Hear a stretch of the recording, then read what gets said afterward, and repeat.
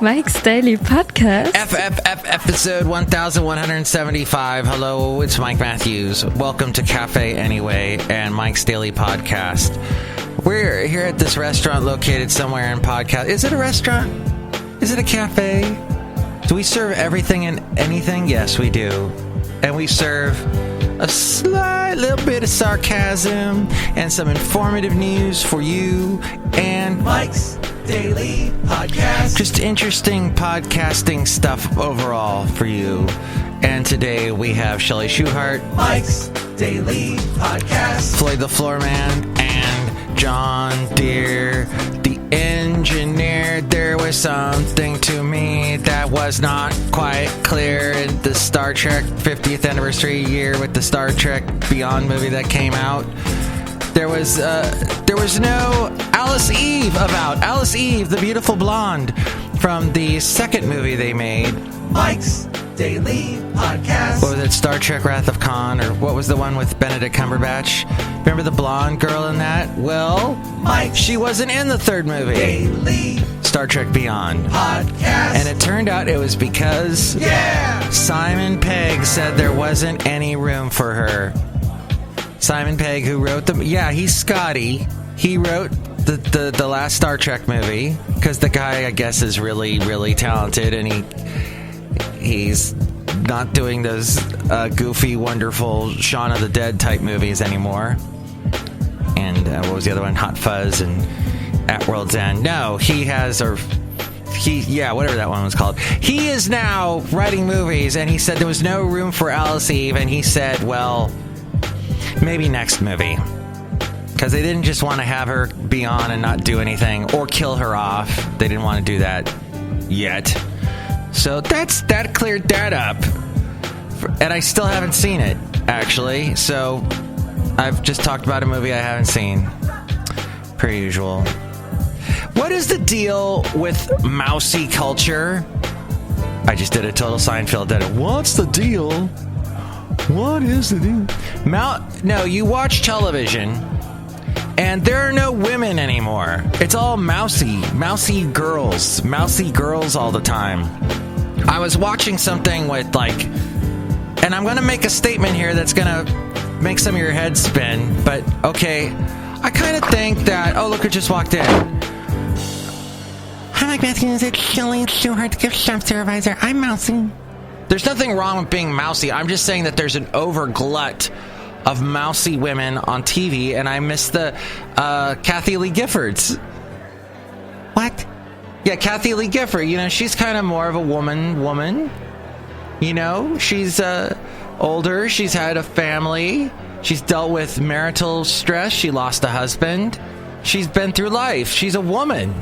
And she's, she said some bizarre things in her world, in her life, and I have as well. But yeah, it's all young mousy girls on TV, and I'm done with it. I'd rather see more of the Kathie Lee Giffords and the Hodas. Mike Matthews, you're watching a lot of NBC. Yeah, there's a lot of NBC on. Well, the TV seems to be stuck on that lately. I think we got started because of the Olympics, and for some reason no one can find the channel changer. Look who else just walked in. Hello, Mike, it's Floyd the Floorman. And it's John Deere, the engineer. Mike, all types of women and men should be portrayed on television. No, I agree with that. I'm just seeing a lot of mousy girls. And what if a woman doesn't want to be mousy? What they watch the TV and they see mouses. They see the Zooey Deschanel's. Zooey Deschanel with her huge eyes. And she's so thin. And she wears everything that Anthropology comes out with. Anthropology overcharges. That was a statement everybody knew. There's a picture of me in an Anthropology that you can find. The website, MIKEs-DAILY-PODCAST-1175-Mousy. It's one of the podcast pictures. The one in San Francisco is a very interesting Anthropology, but enough of a plug for that overpriced crap. Speaking of today's podcast picture... And here's today's podcast picture. There was a beautiful picture there as I walked around Harbor Bay Island Harbor Bay Isle. It's called that, or it's called Bay Farm Island. It's right across from Alameda. They sometimes just call it Alameda. But there's this wonderful walk that you can go around the houses and then near the bay. I've spoken about this, and I was walking Basil the Boxer, and this beautiful sunset happened. This was just about a month ago, and I took this picture, and I want you to see it now. Look at it. Isn't it beautiful? Stare at its beauty. That's there at MIKEs-DAILY-PODCAST.com. Mike, talk more about mouses. No. I did want to talk about something. Oh, speaking of walking dogs, why... All right, so I mentioned yesterday about my dog discrimination that I went through in Podcastro Valley. Here's another thing, though. I'm seeing the opposite side, too, where people are walking two dogs. I'm seeing lots of two-dog walkers. I passed by at least 5 last night when I was walking Basil the Boxer. And it has led me to believe that people are... that you gotta have an extra amount of control, obviously, if you have 2 dogs. For one thing, you've got 2 dogs. Another thing, 2 dogs psychologically spur on each other. So you could take a relatively mellow dog, and you've got... Oh, we should just do the segment Word of Dog, huh? The Word of Dog.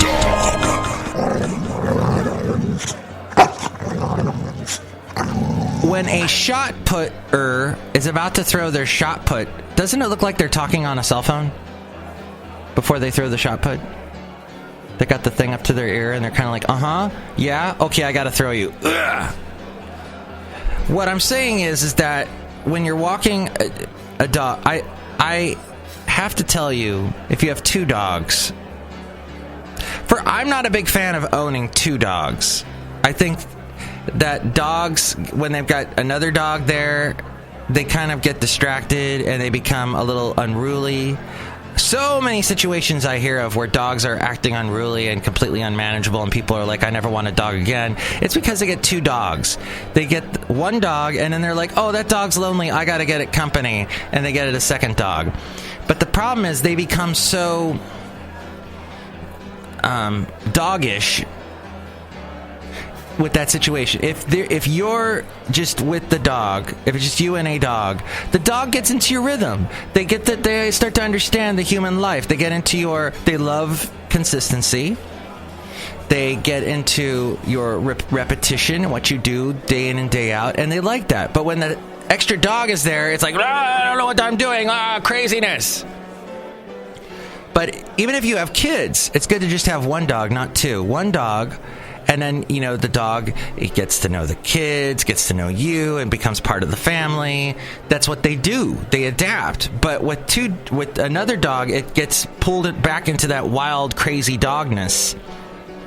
So I noticed this from firsthand experience. I had Basil the Boxer, and then all of a sudden one day, my ex-wife said, we need to adopt this, my brother's dog, because he went through a breakup or something. So we now had 2 dogs, and suddenly I had no control over Basil. And then this new dog was completely unruly, and when I tried walking them, it was a complete fiasco. I remember Basil hardly got any exercise because we hardly ever walked. And I used to walk him all the time, then suddenly we had this new dog, and this dog created all kinds of problems. We finally gave it back to my ex-wife's brother, and thankfully he took the dog back and everything was fine. But that's what I've discovered. So take that for what it's worth. I don't have any scientific proof for this, but I think it's maybe just common sense. And I'm a little distraught that so many people have 2 dogs these days, especially around Podcastro Valley.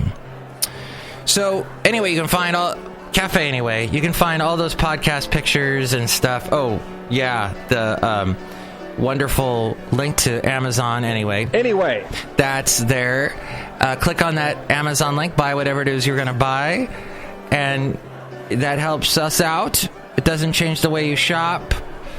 It makes Basil the Boxer happy. Look how happy he is. He's jumping up and down.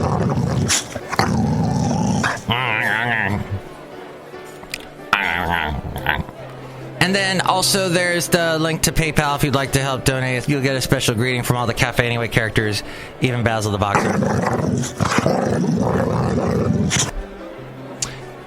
All that at MIKEs-DAILY-PODCAST.com. And now, I don't even know what segment. What news segment? What are we calling this news segment today? Let's just call it Matthew's News. Matthew's News. Even though this is not my news, this is news I've pulled from the Daily Beast. I'm not a big fan of the Daily Beast either, but Hillary's replicant respectfully requests you to stop tweeting her. I hope you can straighten this all out and get people to quit bugging me. Teresa Barnwell told the Daily Beast. Barnwell has been a Clinton impersonator for 23 years, but she's never had a morning like this past Monday. After Clinton, the real one, appeared to faint outside of the 9/11 memorial in Manhattan on Sunday, then reappeared hours later outside of her daughter's apartment, appearing much healthier. Internet conspiracy theorists. What? There's conspiracy theorists that conspiracy theorize about Hillary? No. They thought she was that she was using a body double. And they were certain it was Teresa Barnwell. Hey, didn't Saddam Hussein have a bunch of those? Although she might be a little to blame for that, the rumors, which started on Twitter and Reddit, fast made their way to right-wing blogs. By the time Barnwell woke up in her Palm Desert, California home on Monday morning, hashtag Hillary's body double was the #2 trend on Twitter, with Barnwell's face and name usually appearing right next. Barnwell was sitting around and eating lunch in Los Angeles, waiting to shoot an episode of Spike TV's Lip Sync Battle alongside a Bill Clinton impersonator. Wow, that's original. When she first heard about it. I got some kind of notification when Hillary left Chelsea's home. She looked so different. Was it a body double? Then my picture started appearing. I was like, what is going on? Actually, it's probably more like, what? What is going on? What? Oh, man. Say what? There we go. It's hard producing your own podcast. Bored in her dressing room, she then thought, should I have a little fun? She posted a picture she took of herself in front of Chelsea Clinton's apartment back in August, along with the caption, maybe I was in New York today. The picture was harmless back in August. After going to a Broadway show, her friend asked, do you want to see where Chelsea Clinton lives? She says, I'm cautious about things. I didn't want to go stand in front of her place. I didn't want to look like I'm stalking her. She's got a thick southern drawl, Teresa does. She walked with her friend to a very nice little park, which was Madison Square Park, across the street from where her doppelganger's daughter lives. I thought I'll make it look mysterious looking. I'll just put a corner of my face. 1 month later, the conspiracy was on. Oh my God, the conspiracy theories. These ugly comments and on. Driving home last night, my phone was just dinging, dinging, dinging, dinging, dinging. She had to put up another post. I'm in Los Angeles today, not NYC. Then a picture with John Legend on the set of Lip Sync Battle. None of that was enough. Finally, late last night, she posted this. Okay, people, just calm down. I was in LA today all day. I was just messing with y'all. Your crazy conspiracy-minded little heads. Go to bed. By the time she woke up, she had to return a phone call to Inside Edition about her newfound life as a political operative of the New World Order. Now she's getting conspiracies to counteract the conspiracies from worried friends. People like... She says, people are like, watch out, the Clintons do away with people. I'm like, come on. When hashtag Hillary's body double was still #2, was still the #2 trend on Twitter at press time, even a conspiracy theorists were working to disavow it. Well, the heck with them. As we go outside a cafe anyway, we're bringing Mike's Daily Podcast somewhere in Podcastro Valley. This is the year of conspiracy theories, isn't it? It's just out the door crazy this year. Well, next show, it's going to be Benita, the Disgruntled Fiddle Player, and he's a conspiracy theorist. Yay. And we'll have the Brewmaster, too. And if you're walking two dogs, just keep a handle on it. Just hold them back. Oh, Renee Zellweger. I'm so glad she's all over TV again. She's got that new, diary of... What's her show? What's her thing? The diary thing. Bridget Jones. There we go. Yeah. And she's back with Colin Firth, who just had a birthday, and Patrick, the McDreamy guy, and a couple other people. I think even Ed Sheeran's in this movie. And she's back. She's back. Just when you thought she was gone forever, Renee Zellweger, and you were watching Empire Records and going, oh, I miss her so. She's back. I think we shall end the show. Mike's Daily Podcast is written and produced and performed by Mike Matthews. His podcast is super easy to find. Download or listen to his show and read his blog at MIKEs-DAILY-PODCAST.com. Email Mike now at MIKEs-DAILY-PODCAST@gmail.com. See you tomorrow. Bye!